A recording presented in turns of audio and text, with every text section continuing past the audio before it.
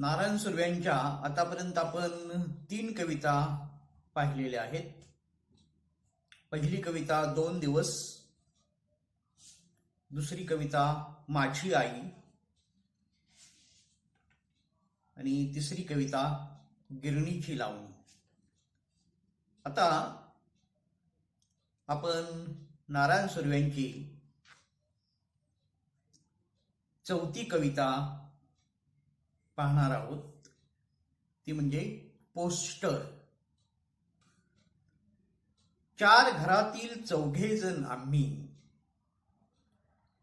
4 घरातील चौघेजण आम्ही निघतो जेव्हा, म्हातारा काळोख खुरडत येतो तेव्हा. हनम्यारे ही शिडी घे, हनम्यारे ही शिडी घे, मी खळ लावतो. डकव वाचले जाईल अशा ठिकाणी, शिंदेची बायको खळ चांगली करते. शिंदेची बायको खळ चांगली करते, पण बाप खबीस आणि इसल्याची मारे. बड़ी कड़क बाई नजर बचा के भागा, कुत्ते पर पैर पड़ा तो साला और बोंब. त्या खिडकीपाशी नको रे डकू, त्या खिडकीपाशी नको रे डकू. काय कुरे उसकी मैना रहती है ना उधर, सबकी नजर लगेगी तो वांदा. देख बे इसल्या, देख बे इसल्या, डकवू का रे या डगल्यावर. शोर मत कर, तो म्हातारा आला एक एक लावीत अक्षर. बुड्ढा बडा खडूस है.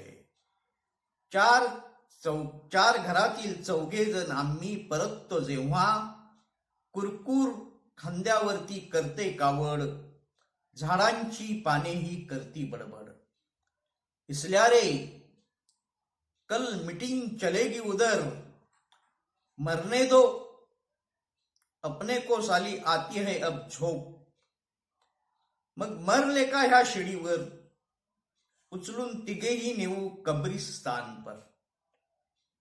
देख रे शिंदे ऊपर में चांद का टुकड़ा, देख रे शिंदे ऊपर में चांद का टुकड़ा. गालिब की गजल सताती है, बेकार जिंदगी ने इसल्या को निकम्मा कर दिया, वरना इसल्या भी आदमी था, इश्क के काम आता.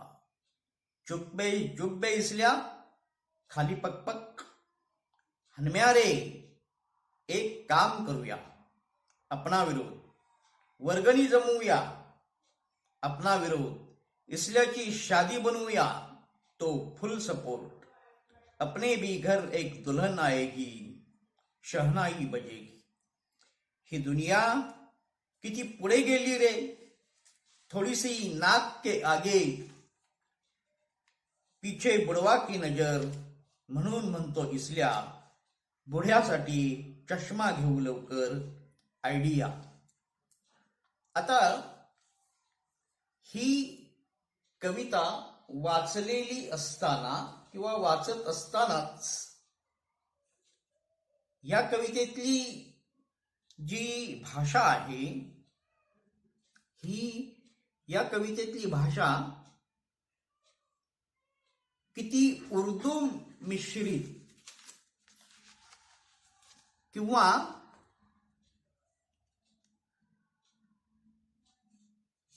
हिंदी मिश्रित भाषा आहे.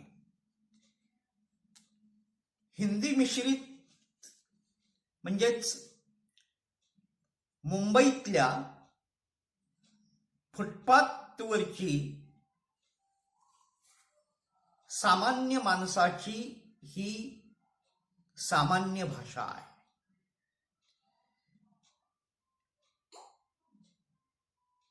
सुर्व्यांच्या कवितेचा मुख्य विषय जो आहे तो कष्टकरी वर्ग आहे. ज्या पद्धतीनं गिरणी कामगार हा सुर्व्यांच्या कवितेचा विषय आहे, त्याच पद्धतीनं मुंबईमधली फुटपाथवरची कष्टकरी जनता किंवा मुंबईमधला फुटपाथवरचा जो कष्टकरी वर्ग आहे, हा कष्टकरी वर्ग सुद्धा सुर्व्यांच्या कवितेत येतो. यांना कसलंही हुकमी काम नाही. यांना रोज जे काही 4-2 रुपयाचं काम मिळेल, हे 4-2 रुपयाचं काम करून आपलं गुजराण करावं लागतं. साहजिकच आज जे काम मिळेल ते करायचं. आजच्या दिवसाला खडा मारायचा, आजचा दिवस ढकलायचा.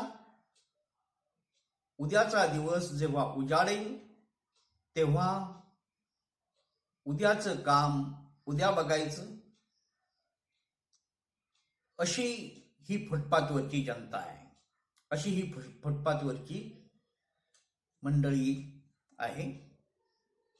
आपल्या शब्दसृष्टीमधून समष्टी उभी करणारा हा कवी आहे. ह्या शब्दांमध्ये ह्या जगानं जे जे काही सहन केलेलं आहे आणि जे पदोपदी जोखलेलं आहे, ती सगळी वेदना आलेली आहे. अशी ही उपेक्षितांची, कष्टकऱ्यांची, शोषितांची दुनिया सुर्व्यांपूर्वी कुणाच्याही कवितेत आलेली नव्हती. ती नारायण सुर्व्यांच्या कवितेत आलेली आपल्याला दिसून येते. पोस्टर ही जी कविता आहे, या पोस्टर या कवितेमध्ये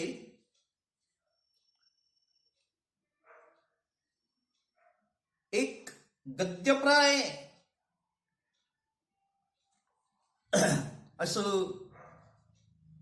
अशी जाणीव आहे. म्हणजे या कवितेत कुठली लय, ताल, सूर असं दिसत नाही. हिची रचना पूर्णपणे गद्यप्राय आहे. पण गद्यप्राय असली तरी सुद्धा जागोजागी हिंदी मिश्रित अशी ही रचना आलेली आहे. त्यामुळं मराठी वाचकाला हिंदी मिश्रित ही भाषा थोडीशी समजून घेणं अवघड जाते. पण जरी हिंदी मिश्रित ही भाषा असली तरी देखील ही काही अगदी फार अवघड हिंदी आहे अशातला भाग नाही. पोस्टर ही तशी अगदी साधी कविता आहे. या कवितेत 4 घरची 4 पोरं एकत्र येतात. ही 4 घरची 4 पोरं कशासाठी एकत्र येतात? तर 4 घरची 4 पोरं कुठलं तरी काम करावं यासाठी एकत्र येतात आणि त्यांचं पोट पेटू लागतं म्हणून ते जाळण्यासाठी पोस्टर चिकटवण्याचा व्यवसाय करतात, पोस्टर डकवण्याचा धंदा करतात. मुंबईतील मध्यरात्रीची ही शांत वेळ आहे. जी पोस्टर डकवली जातात ही शक्यतो मध्यरात्री डकवली जातात. शक्यतो दिवसा पोस्टर डकवली जात नाही. तिन्हीसांच्या वेळी पोस्टर डकवली जात नाही. तर मध्यरात्री पोस्टर डकवली जातात. कारण मध्यरात्री रस्त्यावर फारशी वर्दळ नसते आणि हे काम मध्यरात्रीच व्यवस्थित करता येतं. कारण जर दिवसाच्या वेळी पोस्टर डकवायची तर दिवसाच्या वेळी ती शिडी लावायला पाहिजे, चढायला पाहिजे, खालून ते पोस्टर हातात द्यायला पाहिजे त्याला खळ लावून वगैरे. मग ते वाहनांच्या वर्दळीत वगैरे हे सगळं जमत नाही. आणि यासाठी वर्दळ कमी असलेली वेळ पाहिजे. आणि ही वर्दळ कमी असलेली वेळ म्हणजे मध्यरात्रीची वेळ असते. आणि मग ह्या मध्यरात्रीच्या वेळी हे काम चाललेलं आहे यांचं. यांना आजच्या पुरतं का होईना पण हे काम मिळालं याचं समाधान आहे. का समाधान आहे? तर ह्या 3-4 जणांना आजच्या पुरतं हे जे काही एक 25-50 रुपयाचं काम मिळालेलं आहे, यामुळं त्यांना किमान प्रत्येकाला 10-12 रुपये हे मिळून जाणार आहेत. त्यामुळं निदान त्यांचा 1-2 दिवसाचा खर्च निघणार आहे. प्रत्येकाला कामाची विभागणी करून दिलेली आहे. यात हनम्या आहे, शिंदे आहे, इसल्या आहे,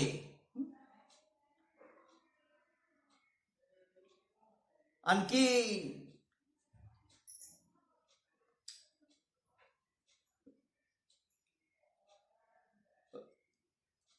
एखादा कुणी आहे. म्हणजेच इथं वेगवेगळ्या जाती धर्माची माणसं, ही वेगवेगळ्या जाती धर्माची माणसं फक्त आपल्याला एखादं काम मिळतंय आणि ते काम करण्यासाठी एकत्र येतात. आणि त्यांच्या ज्या काही गप्पा टप्पा चाललेल्या आहेत, ह्या गप्पा टप्पा म्हणजेच ही कविता आहे. हनम्याला सांगितलं जातं की हनम्या, तू प्रत्येक पोस्टर डकवून झालं की शिडी घ्यायचीस आणि पुढं जिथं पोस्टर डकवायचं असेल तिथं नेऊन शिडी लावायचीस. पुन्हा हा जो इसल्या आहे, या इसल्यानं शिडीवर चढायचं, खालून हे शिंदेनं पोस्टरला खळ लावून द्यायची, अशी श्रम विभागणी सुद्धा यांची आहे. या गप्पा टप्पा करत करत कामाचा म्हणजे अवघड कामाचा हे आनंद घेतात. आणि मग या हनम्याला शिडी लावायला लावली जाते आणि सांगितलं जातं की डकव वाचले जाईल अशा ठिकाणी. पोस्टर कुठं लावलं पाहिजे? तर पोस्टर वाचलं जाईल अशा ठिकाणी लावलं पाहिजे. शिंद्याची बायको खळ चांगली करते. मग कोणाची बायको काय चांगलं करते, कोणाची बायको काय चांगली करते? आपण मध्यमवर्गीयांच्या बायकांबद्दल किंवा मध्यमवर्गीयांच्या घराबद्दल बोलताना म्हणतो की बाबा अमक्याची बायको पुरणपोळी चांगली करते, तमक्याची बायको रवा लाडू चांगला करते, म्हणजे खाण्याचे पदार्थ वगैरे. अमक्याच्या घरातला चहा चांगला असतो. पण इथं यांचा व्यवसाय आहे, हा व्यवसाय पोस्टर डकवण्याचा व्यवसाय आहे. त्यामुळं शिंदेची बायको खळ चांगली करते. या सगळ्यांना शिंदेच्या बायकोनं केलेली जी खळ आहे, ह्या खळीनं पोस्टर चांगली डकवली जातात, याचा अनेक दिवसांचा अनुभव आहे. आणि इसल्याची आई मोठी कडक बाई आहे. त्याच पद्धतीनं कोणाची मैना कुठं राहते म्हणून कुठल्या खिडकीजवळ पोस्टर दाखवायचं नसतं, हे सुद्धा याची सुद्धा यांची चर्चा ही येते, चर्चा होते. कारण काय, हे पोस्टर डकवत चाललेले आहेत. आणि पोस्टर डकवत चाललेले असताना हा इसल्या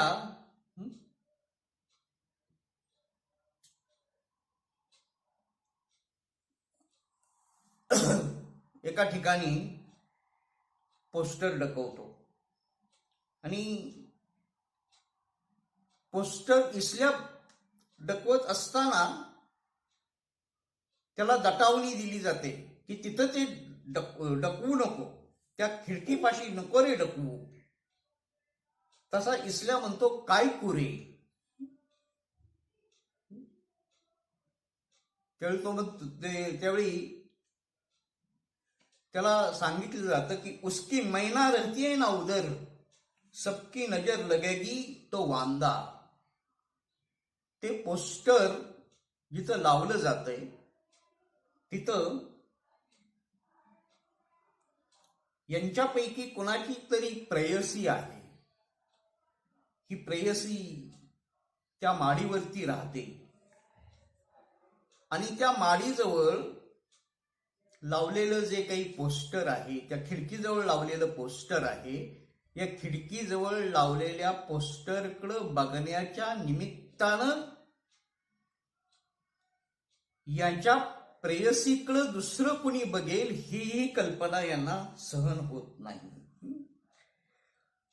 आणि थोडक्यात या